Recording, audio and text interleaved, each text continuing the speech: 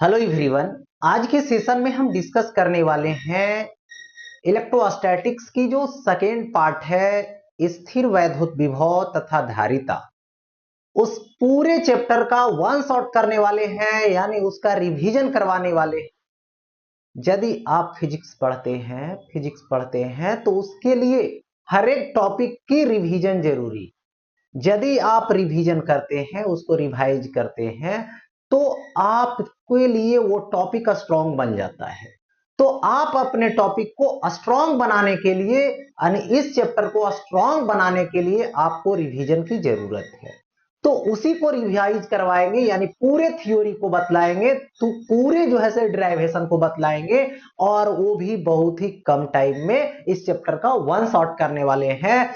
तो आप जो है से सबसे पहले अपने माइंड में सेट कीजिए कि मुझे रिवाइज करनी है, मुझे रिवीजन करनी है, इस टॉपिक को, इस चैप्टर को स्ट्रांग बनानी है, जिससे कहीं से भी सवाल पूछा जाए थियोरेटिकल, तो वो सवाल हम बना सके। तो सबसे पहले अपना माइंड को सेट करना पड़ता है कि मुझे करना है। जब आप चाह लेंगे कि मुझे करना है, इस टॉपिक को कंप्लीट करना है, रिवाइज करना है, तभी हो पाएगा।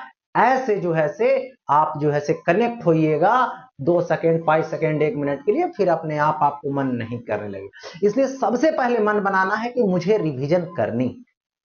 तो देखिए, आज की टॉपिक के साथ, यानी इस चैप्टर में फर्स्ट टॉपिक जो पढ़नी है, जिसका नाम है इलेक्ट्रिक पोटेंशियल। इलेक्ट्रिक पोटेंशियल का मतलब होता है विद्युत विभव। देखिए, ऐसे जनरली बोला जाए तो विद्युत विभव किसी भी वस्तु की एक भौतिक अवस्था है।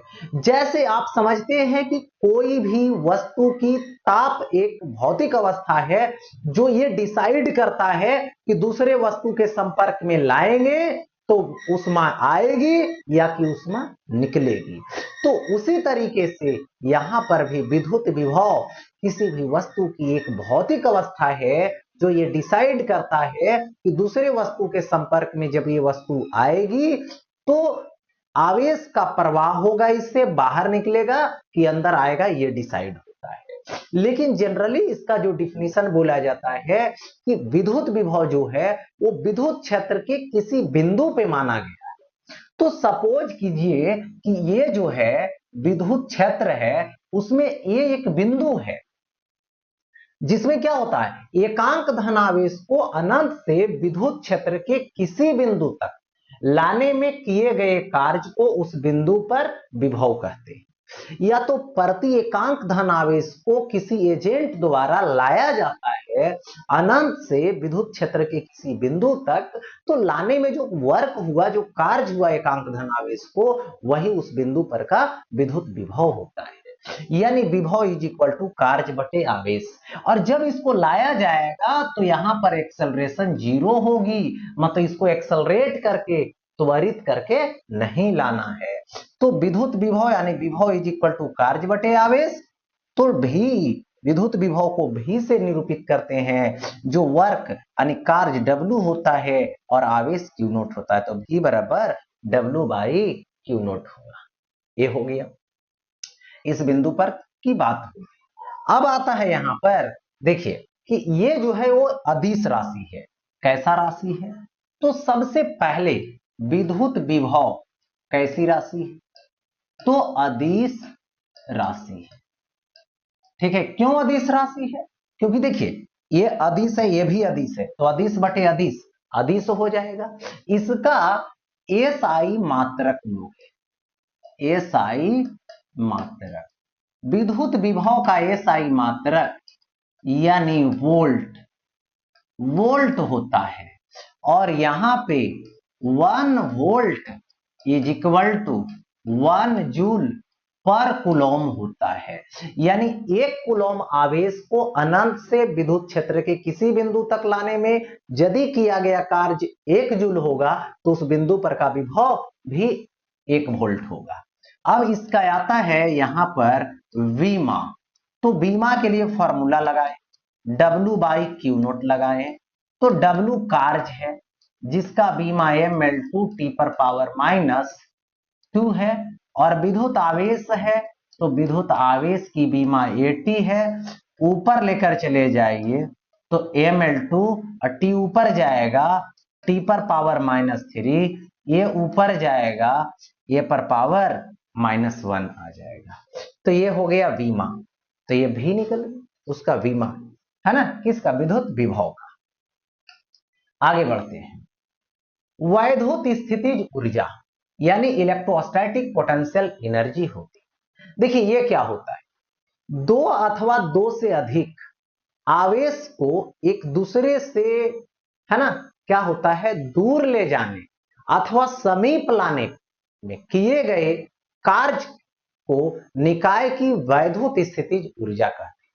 जैसे देखो, दो बिंदु आवेश है Q1 Q2, ये -Q1 Q2, तो या तो पहले दोनों नजदीक रहा होगा, उसको दूरी पर ले जाके रखेंगे, या तो दोनों दूर रहा होगा, उसको नजदीक लाकर रखेंगे। तो लाने में, उस सिस्टम को बनाने में जो कार्य करनी पड़ती है, वही कार्य इसके लिए विद्युत स्थितिज ऊर्जा होती है। तो याद रहे, यदि प्लस प्लस रहेगा या तो माइनस माइनस रहेगा, तो ये दोनों का जो सिस्टम बना, ये दोनों का जो सिस्टम बना, इसकी विद्युत स्थितिज ऊर्जा 1/4πε0 Q1 Q2 बाई R होता है। इस स्थिति में यदि R बढ़ेगी तो U कम होगा, और R यदि कम होगी तो U बढ़ेगा, और यही यदि एक माइनस और एक प्लस होगा तो उस स्थिति में U बराबर माइनस होगा 1/4πε0 Q1 Q2 बाई R होगा। देखिए यहां पर क्या होगा, यदि R बढ़ेगा तो इस स्थिति में U भी बढ़ेगा, और R यदि कम होगा तो U भी कम, ठीक है, ऐसा।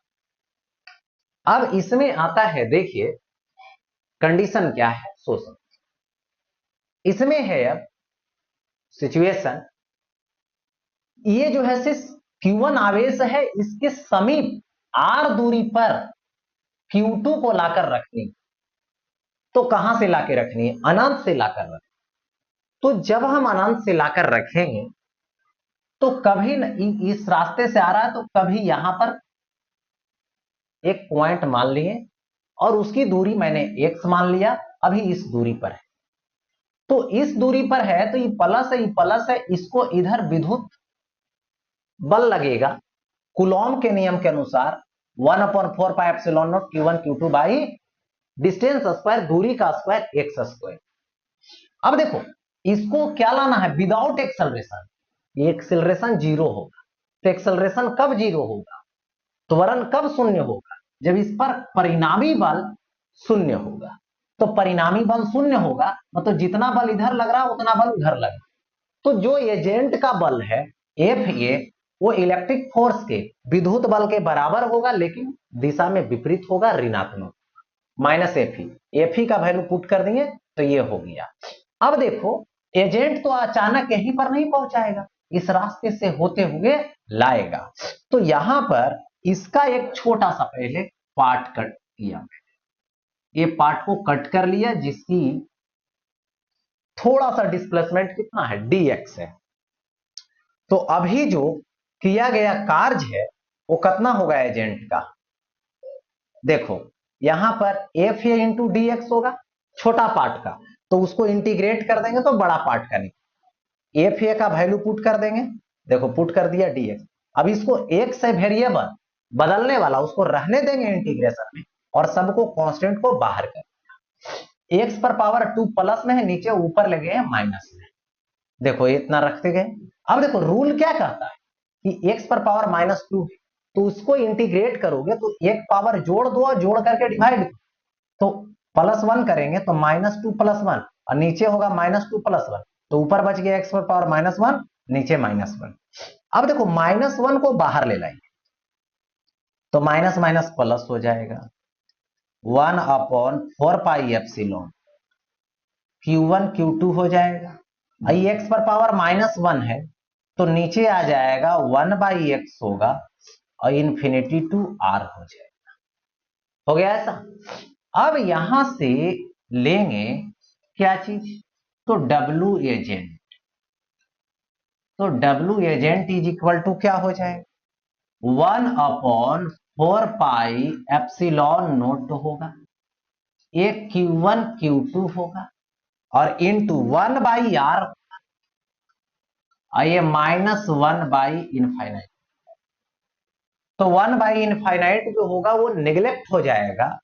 तो यहां पर जो W होगा ये 1/4πε0 होगा, और ये Q1 होगा, और ये Q2/r होगा। U इज इक्वल टू क्या होगा, W होगा। मतलब किसी भी एजेंट के द्वारा जो वर्क डन होगा, किया गया कार्य होगा, निकाय को बनाने के लिए, वही उसके लिए स्थितिज ऊर्जा होती है। क्योंकि कार्य ही ऊर्जा है, कार्य करने की क्षमता को ऊर्जा कहते हैं। जितना एजेंट काम किया उतना ऊर्जा लगा, वही ऊर्जा वहां संचित हुई। तो U is equal to W, यानी U इज इक्वल टू 1/4πε0, और ये Q1 Q2/r हो गया, जो प्रूफ हो गया। यही तो मैंने लिखा था, यही तो मैंने लिखा था, जो दे दिया। चलिए आगे बढ़ते हैं। नेक्स्ट अब आता है यहां पर बिंदु आवेश के कारण विद्युत, यानी एक बिंदु है जो Q आवेश का है, इससे R दूरी पर मुझे ये विभव निकालनी, भी निकालनी, बिंदु आवेश के कारण। तो इस बिंदु पर इकाई धन आवेश को अनंत से लाया जाएगा। तो लाने में जो कार्य होगा वही इस बिंदु पर का विभव, इकाई धन आवेश को। चलिए ये प्लस है, अनंत से ला रहे हैं किसी आवेश को, प्रेक्षण आवेश को, जिसको ऑब्जर्वेशन में ला रहे हैं, Q नोट को। तो किसी समय वो x दूरी पर है, तो इधर विद्युत बल लगेगा। विद्युत बल दो आवेश के बीच कूलॉम के नियमानुसार F is equal to 1/4πε0 Q1 Q2/x²। Q1 के जगह पे Q, Q2 के जगह पे Q नोट। एजेंट इधर ला रहा है बिना एक्सेलरेशन, बिना एक्सेलरेशन के ला रहा है, मतलब एक्सेलरेशन 0 है, ठीक है, यानी कांस्टेंट वेलोसिटी से ला रहा है, नियत वेग से। तो कितना होगा, दोनों बल आपस में बराबर होगा, लेकिन ऋणात्मक रख दिया मैंने। अब देखो इसको छोटा सा डिस्प्लेसमेंट लो, इधर E है x, तो E होगा dx। तो वर्क डन क्या होगा, Fa इंटू dx। Fa के जगह पे वैल्यू पुट कर देंगे, ऋणात्मक रहेगा, माइनस बाहर हो जाएगा, लिख दिया मैंने। इन्फिनिटी से कितना दूरी पर, R दूरी तक लाने, लिखा मैंने W एजेंट। जो कांस्टेंट है उसको मैंने बाहर कर दिया, ठीक है। 1/x² है, x² पर पावर, यानी x पर पावर 2, तो ऊपर जाएगा -2, इन्फिनिटी से R हो गया। अच्छा, फिर इसको क्या करेंगे, इंटीग्रेट। तो 1 प्लस कर देंगे, प्लस करके डिवाइड कर देंगे, माइनस बाहर हो जाएगा, प्लस हो जाएगा, ठीक है। तो यहां से 1/x इन्फिनिटी टू R हो जाएगा। तो यहां से W इज इक्वल टू क्या आएगा, 1/4πε0, ये QQ नोट होगा, 1/r होगा, -1/इनफाइनाइट होगा। तो 1/इनफाइनाइट निगलेक्ट हो गया, तो W is equal to 1/4πε0 QQ naught और r हो जाएगा। अब इस बिंदु पर विभव लेनी है मुझे, तो V इज इक्वल टू क्या होगा, W/Q नोट होगा। W का वैल्यू पुट करेंगे, Q नोट डिवाइड करेंगे, कैंसिल हो जाएगा, क्योंकि Q नोट को लाने में W है, तो इकाई को लाना है, इकाई धन आवेश के लिए काम। तो ये हो जाएगा V is equal to 1/4πε0 Q/r हो जाएगा। एक बात बताओ, यहां से जो विद्युत विभव हो रहा है, ठीक है, ये 1/4πε0, जिसको कैपिटल के रख सकते हैं। और देखो V का वैल्यूज Q होगा, और V का वैल्यूज 1/r होगा, ठीक है। तो यदि यहां पर ग्राफ खींचेंगे, तो यहां पर देखिए V और ये Q है, तो इसके हिसाब से ग्राफ ऐसे जाएगा, ठीक है। और यही यदि डिस्टेंस के हिसाब से खींचेंगे, तो V वैल्यूज 1/r है, यानी V और ये R है, तो ग्राफ इस तरीके से ऐसे होगा। देखिए यहां पे ये चीजें हो गई। यदि ये धन आवेश है, तो R दूरी पर पॉजिटिव देगा। धन आवेश है तो धनात्मक विभव, ऋण आवेश है तो ऋणात्मक बिंदु आवेश से दे दिया गया। अब देखिए यहां पर आगे अब आता है आवेशों के निकाय के कारण विद्युत, यानी आवेशों का निकाय है, माने बहुत सारा आवेश है और उससे एक निकाय बना है और उससे हमें विद्युत विभव निकालना। तो देखिए Q1 आवेश है, R1 दूरी पर बिंदु है जहां पे विभव लेना, तो आप जानते हैं 1/4πε0 Q1/R1, इससे भी निकाल लेंगे, इससे भी। याद रहे प्लस वाला से प्लस और माइनस वाला से माइनस, और सबको यहां पर क्या करेंगे, अलजेब्रिक सब निकाल देंगे। क्यों? क्योंकि विद्युत विभव की दिशा नहीं होती है, यानी जब एक कंबाइंड होगा तो डायरेक्ट ऐड होगा, डायरेक्शन से मतलब ही नहीं है। प्लस वाले को सिर्फ प्लस लेनी है और माइनस वाले को माइनस लेनी है। चलिए ले लिए। अब देखो सबको ऐड कर दिए, अब इसमें से 1/4πε0 सब में बाहर हो जाएगा, Q1/R1 Q2/R2 माइनस Q3/R3, तो ये जो है से समीशन आएगा, जोड़ आएगा, जिसको सिग्मा से रिप्रेजेंट कर। 3 तक है तो 3 तक गए, जहां तक रहेगा वहां तक जाएंगे, I बराबर 1 से लेके n तक हो गया ऐसा। अब आगे बढ़ता हूं नेक्स्ट। अब आता है एक समान आवेशित रिंग के कारण विद्युत, यानी एक रिंग है, याद रहे एक रिंग है जिसको एक समान रूप से आवेशित कर दिया गया। अब क्या है, इसका त्रिज्या r है, इसकी अक्ष पर जाएंगे x दूरी पर, यहां पर विद्युत विभव भी है, कहां पर, अक्ष पर। तो आपको पता है रिंग के अक्ष पर जाओगे तो किसी भी पार्ट को कट करोगे, दूरी निकालोगे तो √r² प्लस x² होगा, यानी पूरे जो आवेश है वो रिंग पर है और हर पार्ट का डिस्टेंस इक्वल है, ठीक है, सभी पार्ट का डिस्टेंस इक्वल है। तो देखो डी भी छोटा पार्ट से निकाल लिए और इसको क्या कर देंगे, इंटीग्रेट कर देंगे, तो इतना आएगा, ठीक है, और यही केंद्र पर चले जाएंगे तो 0, x की वैल्यू 0, और क्या हो जाएगा 1/4πε0 Q/R। ऐसे भी टोटल आवेश केंद्र से कितना दूरी पर, ई पार्ट r दूरी पर, ई पार्ट r, ई पार्ट r, टोटल आवेश r ही दूरी पर है, फार्मूला लगा देंगे, यानी केंद्र पर जो क्या होगा, विद्युत विभव होगा वो ज्यादा होगा, और उससे आगे बढ़ने लगेंगे तो विद्युत विभव घटने लगेगा अक्ष पर। अब देखो आता है विभवांतर, यानी पोटेंशियल डिफरेंस। नाम ही सुन के लग रहा है एक प्रकार का डिफरेंस है, यानी विभव का अंतर है। जैसे देखिए ये जो है देख रहे हो विद्युत क्षेत्र, इसका एक बिंदु यहां पर है, एक बिंदु यहां पर, इन दोनों के बीच जो विभवों का अंतर होगा, जैसे यहां पर विभव कुछ होगा, यहां पर कुछ और होगा, तो इसका जो विभवों का अंतर होगा वही विभवांतर होगा। अब बात यहां पे ये रही कि एकांक धन आवेश को विद्युत क्षेत्र के एक बिंदु से दूसरे बिंदु तक लाने में किया गया कार्य को उन बिंदुओं के बीच का विभवांतर करते हैं। यदि W बिंदु है, यहाँ B बिंदु है और ये बिंदु, तो इस बिंदु से इस बिंदु के बीच एक जो है से एकांक धन आवेश को लाना है, यानी Q0 को ला रहे हैं इस रास्ते से, तो यहां से यहां तक लाने में एक कार्य करना पड़ेगा, तो WA माइनस WB/Q0, ठीक है, तो ये हो गया। अब देखो यहां से ये हो गया VA और ये हो गया VB, अंतर हो, विभवांतर हो गया। अब आता है यहां पर देखिए विद्युत क्षेत्र और विभवांतर में संबंध, यानी विद्युत क्षेत्र है और विभवांतर में संबंध लेना है।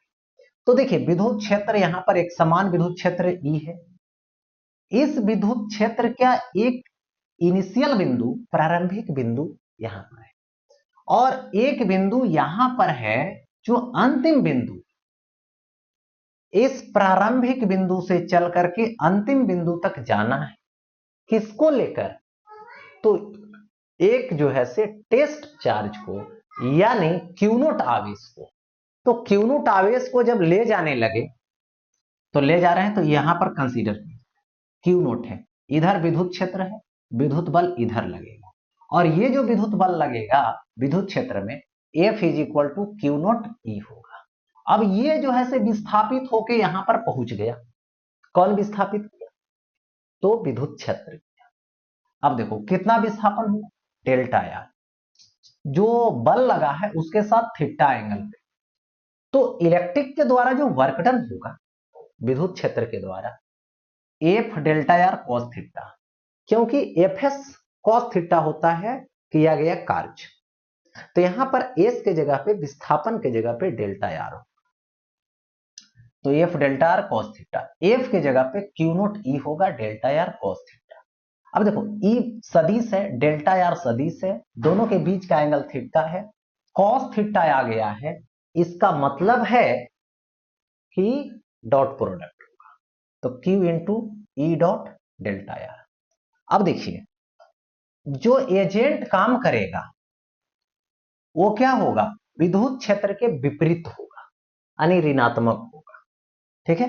तो डेल्टा भी यानी विभवांतर, किया गया कार्य इस बिंदु से इस बिंदु तक ले जाने में किया गया कार्य हो गया बाई क्यू नॉट। तो यहां पर वैल्यू रख दिए डब्ल्यू, डेल्टा डब्ल्यू एजेंट का, देखिए रख दिया गया इसका वैल्यू, तो माइनस फिर इसका वैल्यू लाके पुट कर दिया, क्यू नॉट कट गया, delta V is equal to minus E dot delta R, या तो इसी को लिख सकते हो minus E delta R cos theta, यानी V final minus V initial minus E dot delta R दे दिया गया ऐसा। ये हो गया रिलेशन। अब यहां पर बातें ये समझ, डेल्टा भी जो डॉट प्रोडक्ट है, तो डॉट प्रोडक्ट क्या होता है, थ्री डायमेंशनल जब रहेगा तो A X B X plus A Y B Y plus A Z के अनुसार E delta X, E X delta X, E Y delta Y, E Z delta Z. यहां पर E is equal to minus DV by D R लिखेंगे, क्यों लिखेंगे ये बता देता हूं। देखो delta V is equal to minus E delta R है, तो इसको ऐसे लिख सकते हैं E is equal to minus delta V by delta R, ठीक है।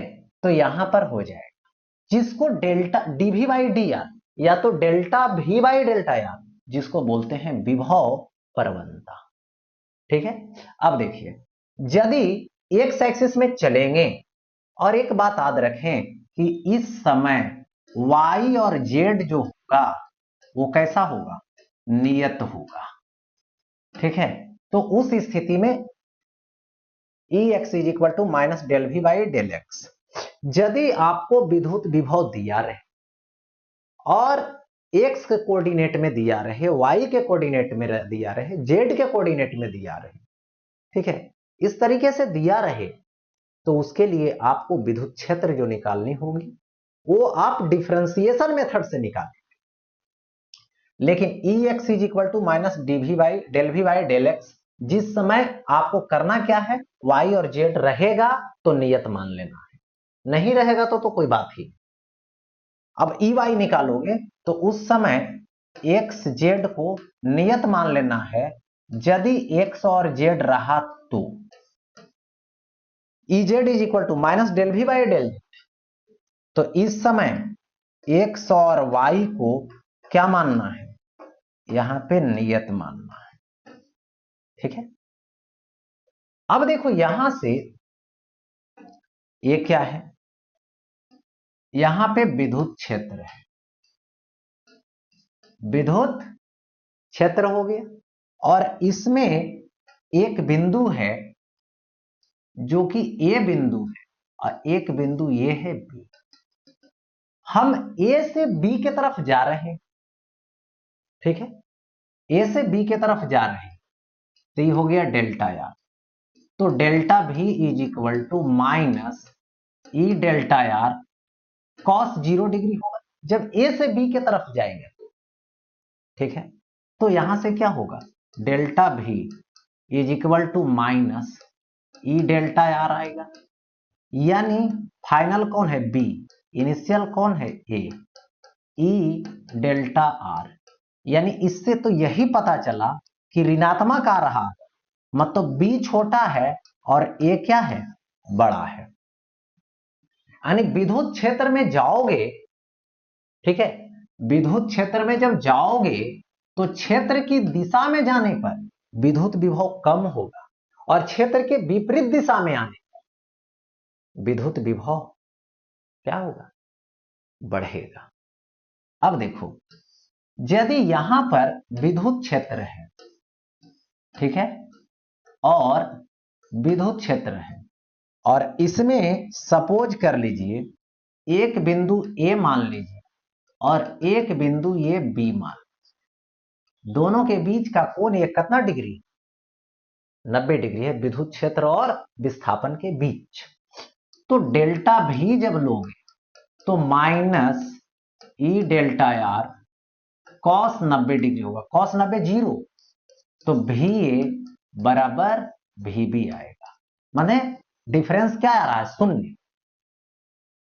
यानी कहने का मतलब हुआ कि यदि विद्युत क्षेत्र के लंबवत दिशा में जाते हैं तो विद्युत विभव में कोई परिवर्तन नहीं होगा, कोई चेंजिंग नहीं होगा, यह बात मान, ठीक है। यानी क्षेत्र की दिशा में जाने पर घटेगा, विपरीत दिशा में बढ़ेगा, क्षेत्र के लंबवत दिशा में नो चेंज, कांस्टेंट रहेगा।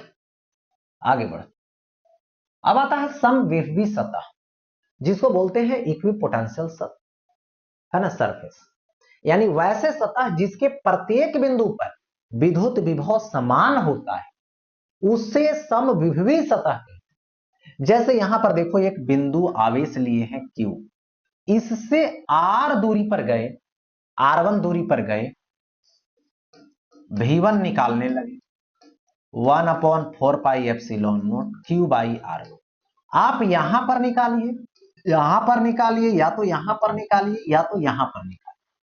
यानी Q जो बिंदु आवेश है उससे R1 दूरी लेकर के चारों तरफ से पैक कर लीजिए, सरफेस ड्रा कर, उसके किसी भी बिंदु पर निकालिएगा तो आपका फॉर्मूला ए अप्लाई होगी। इसको दिशा से कोई मतलब नहीं है, यानी हर एक बिंदु पर विद्युत विभव आपस में बराबर है। यानी ये एक प्रकार का क्या है, R1 दूरी पर जो आप इमेजिन करते हैं सरफेस, स्फेरिकल गोलाकार सतह, वो एक समविभवी सतह है। दूसरी बार यदि इसकी दूरी को बदल करके R2 कर देते, आप कहीं भी निकालते हैं, कहीं भी, तो कोई परिवर्तन नहीं होता है। यानी हर बिंदु पर विद्युत विभव V2 होगा और इसकी वैल्यू 1/4πε Q/R2 होगा। यानी ये एक प्रकार का समविभवी सतह है। चलिए आगे बढ़ते हैं। नेक्स्ट, समविभवी सतह के गुण। एक बिंदु आवेश के लिए समविभवी सतह सकेंद्रित गोलाकार कोष होती है। यानी देखिए, अभी मैंने बताया एक बिंदु आवेश है तो एक गोलाकार, फिर एक गोलाकार, और दूरी बदल बदल के खींचिए, ये क्या होगा, यही चीज बोल रहा है। विद्युत क्षेत्र हमेशा एक समविभव सतह के लंबवत होता है। यानी यहां पर विद्युत क्षेत्र की यदि बात करते हैं तो यहां से देखो, यहां से निकलेगा, ऐसे जाएगा, ऐसे जाएगा, इस सतह के क्या जा रहा है, लंबवत जा रहा है, इधर इधर, तो सतह के लंबवत जा रहा है। साथ ही साथ यदि ऐसे एक समान विद्युत क्षेत्र है तो इसमें समविभवी सतह इस तरीके से, इस तरीके से होगा, लंबवत होगा सतह, ठीक है। ये दोनों समविभवी सतह है और ये क्या है, विद्युत क्षेत्र है। आगे बढ़, दो समविभव सतहें कभी भी प्रतिच्छेद नहीं कर सकती, यानी एक दूसरे को कभी भी काट नहीं सकती है। जिस प्रकार से विद्युत क्षेत्र एक दूसरे को कट नहीं करती है, यदि कट करेगी तो एक ही बिंदु पर दो विद्युत क्षेत्र मिल जाएगा, दो दिशा में मिल जाएगा, जो संभव नहीं है। समविभव सतह के बिंदु से दूसरे बिंदु तक किसी आवेश को ले जाने में किया गया कार्य शून्य होता है। जैसे देखो, एक समविभवी सतह है, यानी ए बिंदु है और ये बी, यहां पर विद्युत विभव ये पर भी ए और इस पर भी बी, और यहां पे भी ए बराबर भी बी हो गया, तो डेल्टा भी क्या है, शून्य। तो delta V is equal to W by q naught लेंगे तो डेल्टा भी 0 है, तो डब्ल्यू भी क्या आएगा, यहां पर शून्य। अब देखो आगे बढ़ता, अब आता है विद्युत द्विध्रुव के कारण विद्युत विभव, यानी विद्युत द्विध्रुव है और उसके कारण हमें विद्युत विभव लेनी है। तो इसके लिए क्या करना, सबसे पहले देखिए, ये जो है से ए और बी एक विद्युत द्विध्रुव है, ठीक है, जिसके ए बिंदु पर माइनस क्यू आवेश, बी बिंदु पर प्लस क्यू, माइनस प्लस मिल करके विद्युत द्विध्रुव। इसके बीच की दूरी 2d है, ठीक है, जिसका विद्युत द्विध्रुव आघूर्ण P बराबर Q इंटू 2d होता है, जो माइनस से प्लस की दिशा में जाता है। इसके केंद्र से r दूरी पर एक बिंदु M ली, जो यहां पर का एंगल थीटा बना रहा, और इसी बिंदु पर हमें लेना है विद्युत विभव इस द्विध्रुव से। द्विध्रुव मतलब कंबाइंड माइनस क्यू और प्लस क्यू से। तो एक बार माइनस क्यू से ले लो और एक बार प्लस क्यू से ले लो। तो एक बार इसकी दूरी लेंगे और एक बार इसकी दूरी लेंगे, तो यहां से यहां तक दूरी नहीं जानते, तो इसको सेंटर से थोड़ा आगे बढ़ाएं, यहां से लंब खींच दें, तो ये है डी, ये एंगल बनाया ई थीटा, तो ये वर्टिकल अपोजिट से थीटा, तो ये डी, तो ये हो गया डी कॉस थीटा।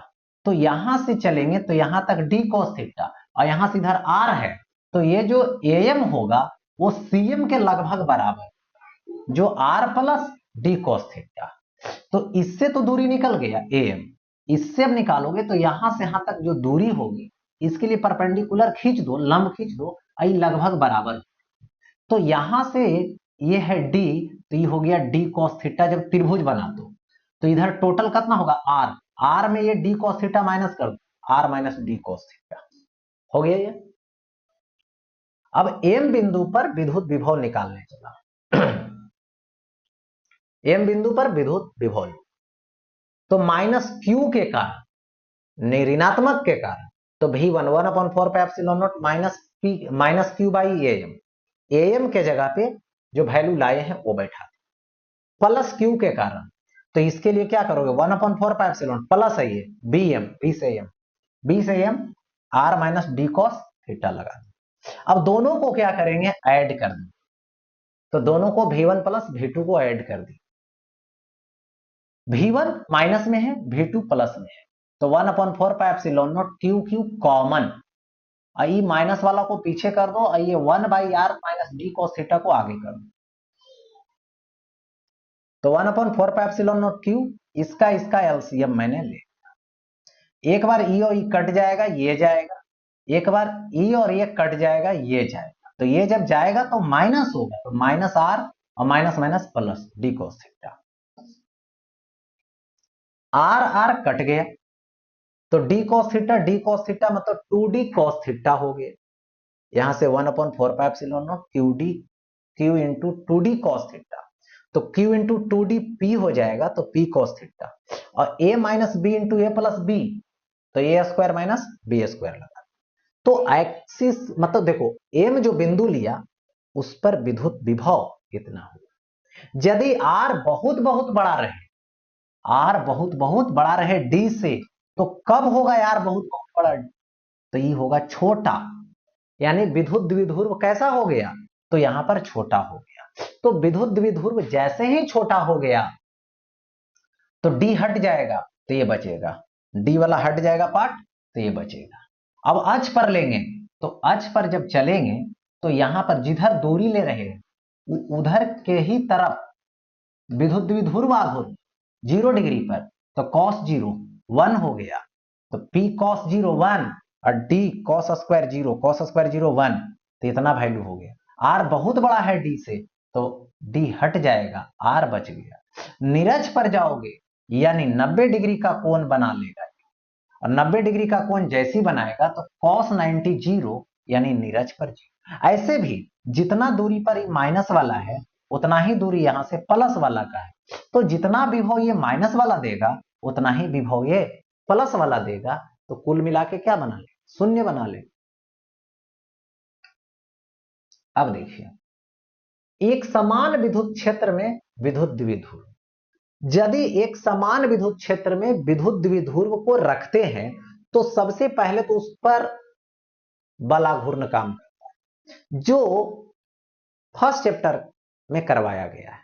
लेकिन आज यहां पे काम करने वाले हैं कि किया गया कार्य क्या होगा और इसकी स्थितिज ऊर्जा क्या होगी। तो यहां पे है कार्य, ठीक है। देखो, यदि किसी द्विध्रुव को विद्युत क्षेत्र में रख दोगे लाकर चुपचाप, तो वो जो है से 0 डिग्री के कोण पे रहेगा। लेकिन उसको यदि घुमाओगे, तो सपोज कर लो इसको घुमाया इधर के, तो इधर की तरफ घुमा रहे हैं तो विद्युत क्षेत्र जो है से इधर घुमाने के लिए प्रयास करेगा, तो उसके अगेंस्ट में हमको काम करना पड़ा, तो जितना काम करना पड़ा वही निकालना है। तो सबसे पहले टाउ कितना होगा, बल आघूर्ण पीई साइन थीटा। तो यहां पर जो घुमा रहे हैं वो क्या हो रहा है, कोणीय विस्थापन हो रहा है। तो कोणीय विस्थापन मान लो छोटा सा किए तो डी थीटा, तो वर्क डन यानी किया गया कार्य tau into D theta. D W को इंटीग्रेट कर दो, रख दो वैल्यू, साइन थीटा होगी, पी बाहर हो जाएगा, पी बाहर हो गया, साइन थीटा की integration minus cos theta, theta 1 से थीटा 2। अब इसमें रूल है कि देखो माइनस है तो पलटी मार दो लिमिट को, थीटा 1 अपर बन जाएगा, थीटा 2 लोअर बन जाएगा, तो थीटा 1 माइनस थीटा 2 वाला टर्म आ जाएगा, cos theta 1 minus cos theta 2। अब देखो, किसी भी विद्युत द्विध्रुव को घुमाएंगे तो कहां से स्टार्ट करेंगे, 0 डिग्री से, तो 0 डिग्री हो गया प्रथम बार, थीटा तक घुमाए तो थीटा 2 थीटा हो गया, तो ये होगा cos 0 1 और cos थीटा रहा, तो W बराबर PE into 1 minus cos theta हो जाएगा। और देखो U बराबर माइनस पीई कॉस थीटा, यह है स्थितिज ऊर्जा, यानी U is equal to minus P dot E होगा। आगे बढ़ता हूं, नेक्स्ट। अब आता है एक समान आवेशित खोखला गोला के कारण विद्युत विभव। देखिए, एक है बाहर वाला बिंदु, यहां पर जहां पर विद्युत क्षेत्र यदि ले हम तो क्या आएगा 1/4 पाई एप्सिलॉन नॉट, और ये Q होता है बाई आर स्क्वायर होता है, ठीक है। और यहां से यदि हम बात करें यहां पर निकालें तो सिंपल लगा देना है, dv is equal to minus E dot D R, और ई का वैल्यू रख करके उसको इंटीग्रेट कर देना है, आर दूरी पर लेना है, उधर कहां से, अनंत से, तो उसकी वैल्यू कितना आ जाएगी, v is equal to 1/4 pi epsilon naught q by R आएगी, और वही कमते कमते कमते कहां चले जाएंगे, सतह पे, तो ये हो जाएगा सतह पर r is equal to capital R, तो ये हो जाएगा। और इसके बाद अंदर बिंदु पर आ जाएंगे, कोई अंदर बिंदु ले लीजिए यहां पर स्मॉल आर दूरी पर, तो देखिए r की वैल्यू कैपिटल आर से छोटा हो गया अंदर बिंदु पर, आंतरिक बिंदु पर, तो इस स्थिति में यहां पर जो विद्युत क्षेत्र है वो शून्य होता है। तो विद्युत क्षेत्र जब शून्य होगा तो विभवांतर जो आएगी वो भी शून्य होगा। विभवांतर का शून्य होना, अंतर का शून्य होना, इसका मतलब है कि कोई अंतर नहीं, मतलब कांस्टेंट रह जा रहा है, हर बिंदु पर इक्वल रहा है। तो जितना सतह पर होता है उतना ही इसके अंदर होता है, यानी इसके कोई भी जहां पर विद्युत क्षेत्र शून्य है जैसे यहां पर, तो इसके अंदर विद्युत विभव बराबर कितना होगी, सतह वाला। तो देखिए यहां से यहां तक चलोगे सतह तक, तो केंद्र से सतह तक विद्युत क्षेत्र शून्य है, विभवांतर शून्य है, इसका मतलब विद्युत विभव हर एक बिंदु पर इक्वल है, क्योंकि विभवांतर होने वाला है नहीं। तो क्या होगा, इसके बाद डिक्रीज करना शुरू कर देगा, देखो ऐसे, ये हो गया। अब आगे बढ़ता हूं, नेक्स्ट। चालक स्थिर वैद्युत की, चालक के भीतर स्थिर वैद्युत क्षेत्र शून्य होता है।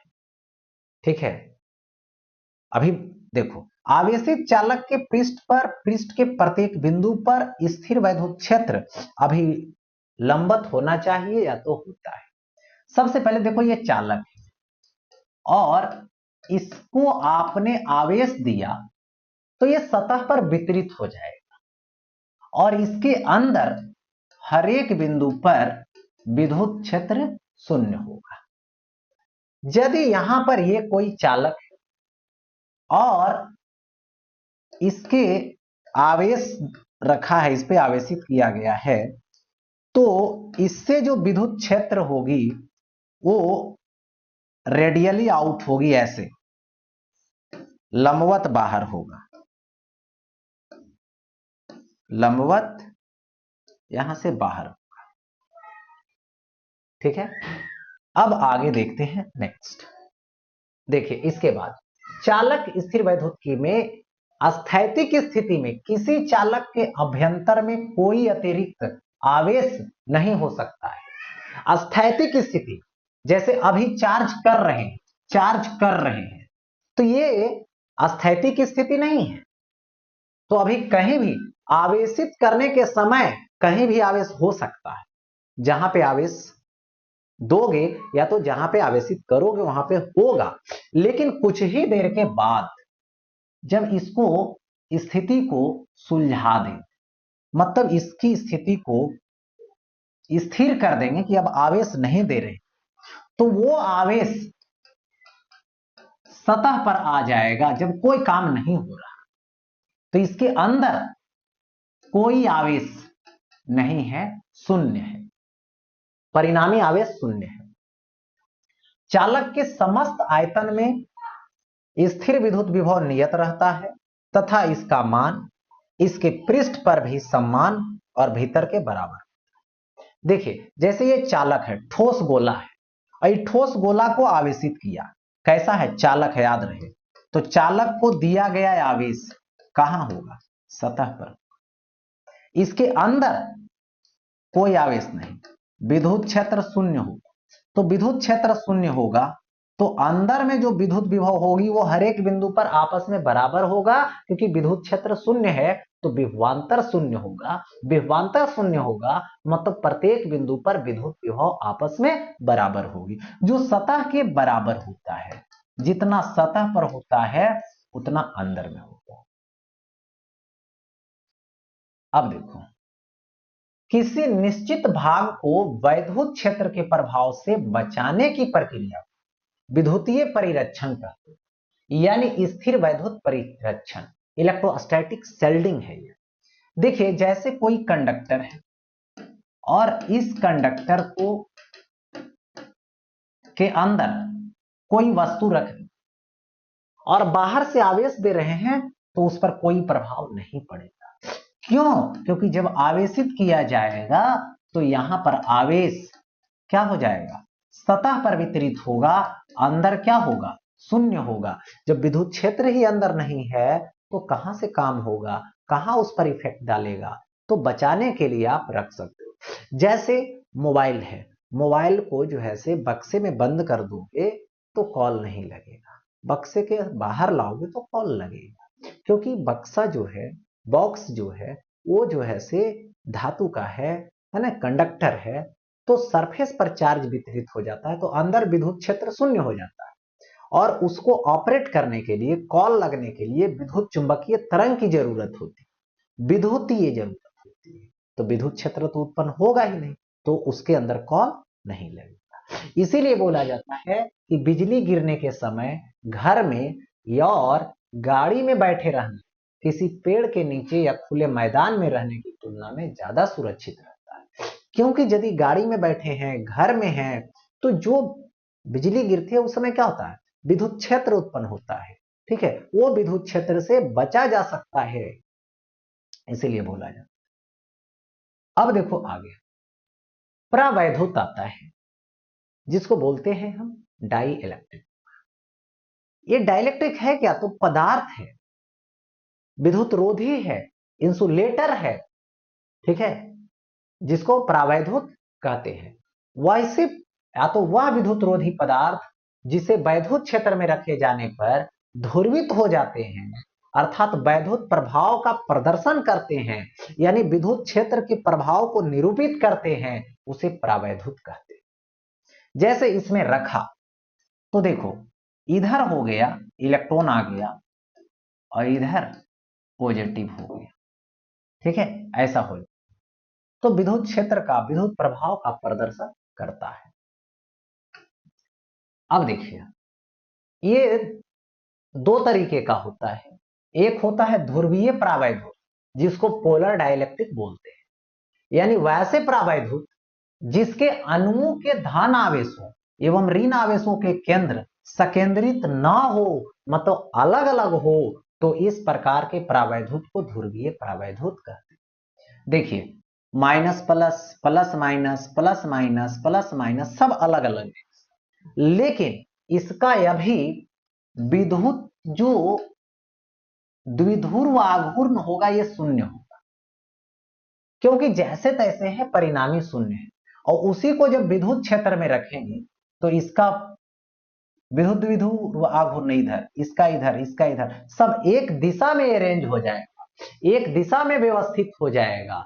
तो जब एक दिशा में व्यवस्थित हो जाएगा तो वही इसके लिए क्या होगा, यहां पर देखो एक दिशा में, तो वही यहां पर होगा P does not equal to 0। अब इस स्थिति में क्या बोलिएगा, यहां पर जो है वो शून्य नहीं होगा, यहां विद्युत द्विध्रुव आघूर्ण उत्पन्न हो गया है, परिणामी आ गया। दूसरा होता है नॉन पोलर, यानी इसको बोलते हैं अध्रुवीय परावैद्युत, जिसमें देखिए वैसे परावैद्युत जिसके अणुओं के, है ना, अणुओं के धन आवेशों एवं ऋण आवेशों के केंद्र सकेंद्रित हो। देखो इसमें प्लस माइनस कहीं दिख नहीं रहा है, मतलब एक ही केंद्र है दोनों का, ठीक है, एक ही केंद्र है। अब उसी को यदि विद्युत क्षेत्र में रखते हैं तो प्लस वाला अलग माइनस वाला अलग, क्यों, क्योंकि प्लस वाले पे विद्युत क्षेत्र के दिशा में बल लगा और माइनस वाले पर क्षेत्र के विपरीत दिशा में बल, तो निश्चित ही अलग हो जाएगा, सेपरेट हो जाएगा। तो पहले से सकेंद्रित तो उसे ध्रुवीय परावैद्युत बोलते हैं, और इसको रखेंगे ऐसा तो अलग अलग हो जाएगा। अब देखिए आता है परावैद्युत का ध्रुवन। देखिए पोलराइजेशन ऑफ डाइलेक्ट्रिक। अब पोलराइजेशन ऑफ डाइलेक्ट्रिक क्या होता है, जब परावैद्युत पदार्थ को विद्युत क्षेत्र में रखा जाता है तो परावैद्युत पदार्थ में विद्युत द्विध्रुव आघूर्ण प्रेरित हो जाता है, क्योंकि पहले से शून्य रहता है, उसे परावैद्युत पदार्थ का ध्रुवन कहते हैं। अब देखिए ध्रुवन सदिश बाह्य विद्युत क्षेत्र की उपस्थिति में परावैद्युत पदार्थ के इकाई आयतन में प्रेरित विद्युत द्विध्रुव आघूर्ण को परावैद्युत पदार्थ का ध्रुवन सदिश कहते हैं। यानी कोई भी मटेरियल है ना, और परावैद्युत है, इसको विद्युत क्षेत्र में रखेंगे तभी परिणामी आएगा विद्युत द्विध्रुव आघूर्ण, तो प्रति एकांक आयतन में जितना आएगा वही इसके लिए होगा ध्रुवन सदिश। अब देखिए विद्युत विघटन, इलेक्ट्रिक ब्रेकडाउन, यानी जब किसी परावैद्युत को किसी वैद्युत क्षेत्र में रखा जाता है तो उसके अणुओं में एक खिंचाव आ जाता है। जब वैद्युत क्षेत्र को धीरे धीरे बढ़ाया जाए तो एक ऐसी स्थिति उत्पन्न होती है कि इलेक्ट्रॉन अपने अणुओं से निकल जाते हैं, उसे वैद्युत विघटन कहते हैं।